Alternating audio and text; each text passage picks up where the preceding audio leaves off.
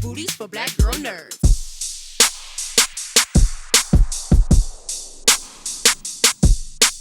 Got it. Okay, awesome. Hi, Courtney. My name is Chalice Williams, a Black Girl Nerd. How you doing today? Hi, Chalice. Nice to meet you. I'm doing so good. How about you? I'm doing great. Thank you, of course, for taking so much time or taking some time out of your busy schedule to speak with us. We do very much appreciate it. Not a problem. I'm excited to be here.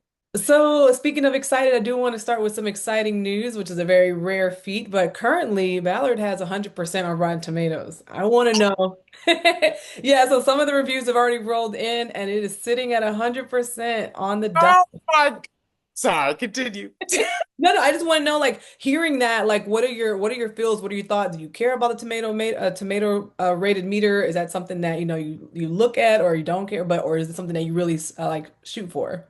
I always look at the tomato meter. I don't like to say like we want to base a show off of that or base a movie off of that or anything like that. But I'll be checking just to see what the people are saying. So to hear that it's at 100% right now and it just came out and the people who have seen it are enjoying it, Mhm. I Yeah. I am buzzing. If you could see me right now, I'm literally floating off of my seat. No, it's That is great because such this good is the news. this is the critics version. So of course we have the audience one, but then the critics one, I feel like that's the one that people look at with like, oh, am I gonna watch this? Am I gonna, Yeah. like that's the one where people hold to like a very high standard. So that's good to know that that means something to you. Oh, it does. Like I understand that there's so much great work out there, and I think there's a lot of things that are missed that are really good and they don't get the like proper praise. Mhm. But seeing that people are watching it and enjoying it, especially the critics, I was waiting for them to like, it's nothing like the other show. It's nothing like this. It's they try to do this, but now I feel like everybody's watching it like, oh, it's this. It's so good. It's what a wonderful new show we can now, binge and enjoy. Like I'm feel like every time I see something, I'm like, oh, we Mhm. did do something good. We did do something fun and exciting, and people are enjoying it. So, It's I'm rare. That is extremely rare there. to get that at least to start. I mean, to start, of course, it develops over time, but that is Yeah. very rare. We don't get many shows or even t movies that even get to that. So so congratulations on that. Now, when you go look at a project or a title, do you go take a peek at that before you go? Like, am I gonna go pay my money to go see this at the theater, or am I gonna invest these? Because we're investing hours. That's another thing about shows. Time is like, of the essence. Like we have so many Yeah. things to do. People have to like invest 10 hours of their life to watch certain seasons of shows. So like, do you look at that before you invest your time to go see a title? That's it. I will say this for if I'm not already excited about like if the trailer didn't reel me in, I go Mhm. to Rotten Tomato. If the trailer reels me in, I'm going in. I'm just gonna dive in and see what happens and go from there. Like usually the trailer can sell me on something very well, especially like a movie. If the trailer reels me in, I'm like, okay, maybe I don't need to check Rotten Tomatoes. But then, like, if you're online, the Rotten Tomato gonna pop up. So Right. whenever I see the Rotten Tomato pop, I'm like, okay, this was a sign. It's actually pretty good. Everybody's liking it. I need to go see it now. So if it pops up on my timeline, then I'm looking at it. But usually I just like, let me just give it a chance. If the trailer reels me in, then I'm in. Yep. I'm also sometimes I'm not kind of opposite sometimes that too, but if I see it so bad, I'm like, well, what made it so bad? I kind of want to see. And maybe I need to see what's going on. Oh, for sure.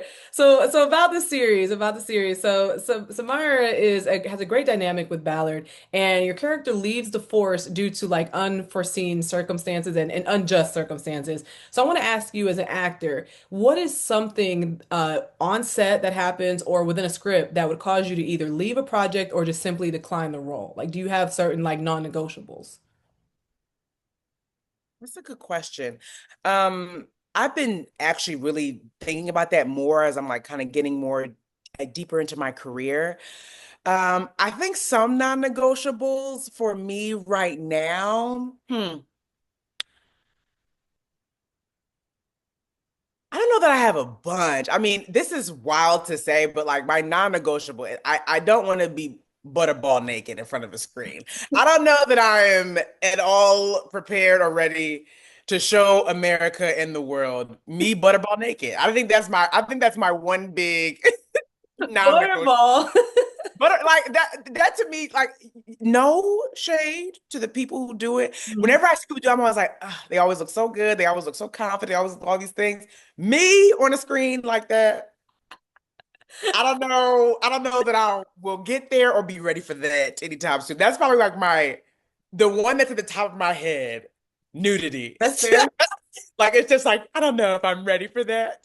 That's probably my. Butterball. Wow, I'm not gonna be able to shop for my like turkey without thinking about that now for Thanksgiving. Because the turkey be pale and just out and about. That's so Like, true. I That's a don't good analogy. know if I'm ready for that. So that's probably my big non-negotiable right now. We'll see later down the line when I've, curated a career where I'm like, you know what, maybe I will show a Little thigh. little, little back. Well, currently we are in the era of like on-screen, book to on-screen adaptations, whether they turn into TV shows, in this case, like Michael Connelly's book series, or if they go to the big screen. So, what are like any of your favorites that you currently have that are book to TV adaptations or book to screen adaptations, or any that you foresee coming that you're like, oh, I'm excited about? Like for me, I'm excited for Verity. I'm excited for The Housemaid and The Running Yeah. Man. So there's so many, like they're just ramping up, and you guys are right in that midst of this wave is just keep people are so excited for this. So do you have any favorites or any upcoming ones? I love when a book that I enjoy is going to become a film, like Children of Blood and Bone. I cannot wait to see that movie. I think it's going to be so good. I think what I'm most excited about, I'm hearing tremblings that it might be happening. The Fourth Wing series. Okay. If I think they're trying to make that, I think they're even trying to make it at Prime. Okay. I would I love that book series so much. I love it so much. And just that the fact that they're actually doing that, I'm really hoping they do it like so well. I mean, I know Prime can really put something together. That would be so exciting. The other books that I like, hmm. There's so many. There's so many. A Court of Thorns and Roses is good. Like that whole series, I think is fun. I feel like it's going to be impossible to even get the visual adaptation. I think the author did such a wonderful job of creating that world in the book. I feel like it's just going to be so hard to give it like show us that. Um, Dang, what's another one I liked? I'm We trying have to think of Washington Black that's coming out oh, too. Witcher, I think is really good. I really enjoy Witcher. I think that's so fun. Also it's just everybody looks so good in it. It's just pretty to watch. What did you say just now? So the Washington Black is on Hulu with Sterling K. Brown. I have to watch it. It's on my list. It's on my list with government cheese. I'm like I have to just sit and take time to watch those. 'Cause I heard they're so good. Yeah, no, and they are. I'm actually one of those people, and this is unfortunately one of them that I couldn't share with friends. I like to watch stuff with people for the first time, and it would be on the same page. But since I'm in this field, I have to watch stuff early, and then I'm Yeah. the one that goes and tells them, "Hey, you have to see this." So this is one of those. I was like, "Hey, like you guys got to see this." Like, of course, it has a little bit more time before it comes out, but definitely got to see it. And I did use that Rotten Tomato score because my friends and I we do go based on that. I'm like, "Hey, look." It has 100%. If you don't want to take my word that the series is great, you have to go because it has Gotta go Rotten Tomatoes. Come on. They know what they're talking about over there. they do for sure. And in the realm of being toxic, this series very much reminds me of two of my favorite titles, The Zodiac and The Bone Collector with Denzel and Angelina Jolie. Yeah. And it's all about like at the middle of it, it's about searching for clues, of course, to find a murderer. And in this case, I don't know why we are like this or why this became a thing, but like between murder podcasts and whatnot, like it seems that we have been really invested as a society in like crime thrillers, whether it is a podcast or a TV show or a movie, and this falls within that. So, what do you think it is about us that draws us to titles like Ballard? Do you think that we really believe that we can solve these mysteries? Is that why we're so invested in them? Think we just like a challenge. I think we enjoy a challenge so much. Like something that like picks our brains a bit. Like I think it's so easy to fall into reality TV. It's so easy to fall into like the comfort shows and all those things. Like those are easy, but I think we like a challenge sometimes. Like maybe I can figure this out before they tell me by the end of the episode, or maybe I can figuring out clues, finding out new things. It's that thrilling, like, the plot twists, the turn of event. I think it just keeps you at the edge of your seat. And I think that's why people are just so interested into that. I mean, I love a good murder mystery. I used to watch the documentaries and the biopics of certain like famous murders and stuff like that. Like, I think we're so nosy and we want to know everything. We're like, what happened here? And but also like we're just so inquisitive. I think as a collective, everybody just wants to know Mhm. what is going on. And if we can play any part in that like mystery and even like find out before they do, it's that little like, look at me. Yeah. Maybe I am a detective. Yeah, for Maybe sure. I am like this, like maybe I am good at this, you know. It's just fun. I think it's just a good time, a little mystery moment. Like an escape room. Yes. That's Hmm. why people like escape rooms. That's why people like enjoy like certain scary movies. It feels like oh my goodness, it's thrilling. So I And think we're that's always like, I could have went out that door. This, why she didn't do this? This is what I would have done. you're actually taking notes while you're Yeah. watching. Silly mistake.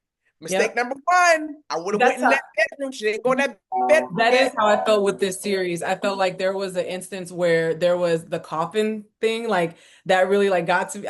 I love that. I was like, that's so creative, and I think that's where I thought of Bone Collector. That's a movie that's referred to because it's what it reminded me of, and I don't know anybody that knows that movie like that. I think that if when I was watching, I was like, man, this kind of gave me, but that also was a book too. Yeah, Bone collector. that was a book, yeah, that it went to be a series. But this was just for me, I felt like this is gonna be like your breakout role. I know you've had work and a lot of like comedy stuff, but this was like, I was like, come on, Courtney, like this seems like this definitely is gonna like really push you further into the spotlight. So with that being said, your work on this project, what is it that you took away, or what do you feel like differentiated from your previous work that you really learned here? Because there's a lot of like twists and turns and a lot of like a different type of acting that has to be portrayed when you're in such a theme of like crime and drama versus being in a comedy. I think with this one, I had to really allow myself to settle into this character. I Mhm. think it's easier for me to do a lot of comedy stuff because that's my wheelhouse. A lot of the times I'm playing like an elevated version of Courtney or like the maybe the subdued version of Courtney with still some comedy. So doing this role, it I had to access a completely level, very still version of myself. Mhm.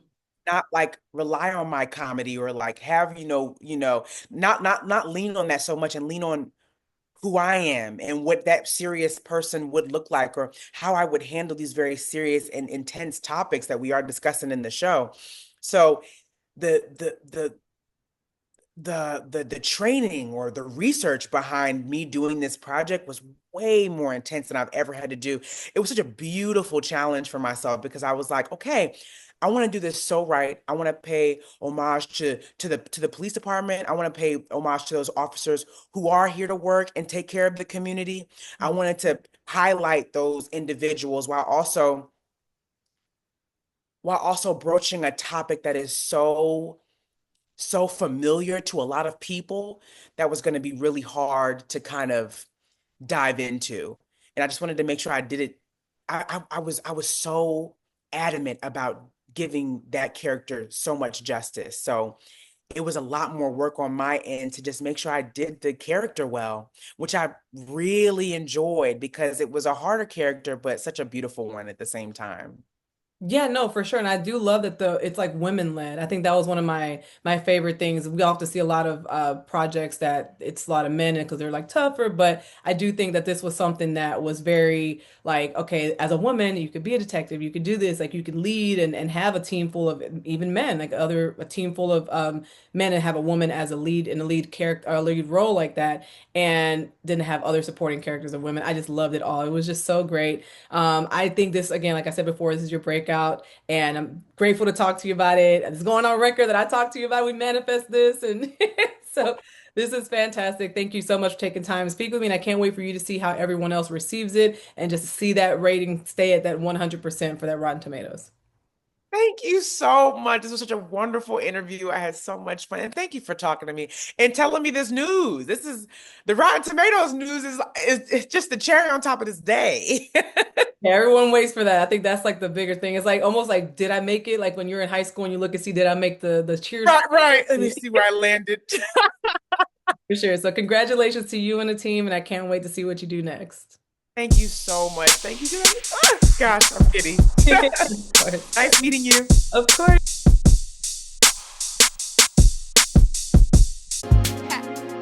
Better shake your booties for black girl nerves.